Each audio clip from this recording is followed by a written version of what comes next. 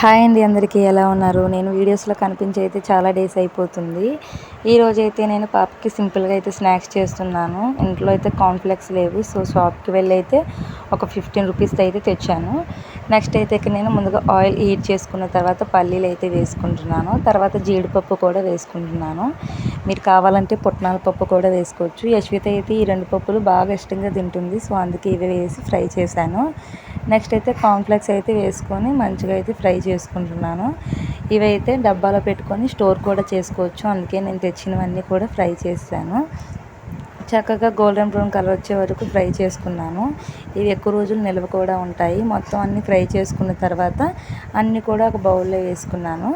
మనం ముందుగా ఫ్రై చేసుకున్న పల్లీలు, జీడిపప్పు కూడా వేసుకొని మొత్తం కూడా కలిపేసుకున్నాను. ఇందులో యశ్విత ఇంకేం వేసినా తిందు, సో అందుకే యశ్వితకు కొంచెం ప్లేట్లో వేసి అయితే ఇచ్చేసాను.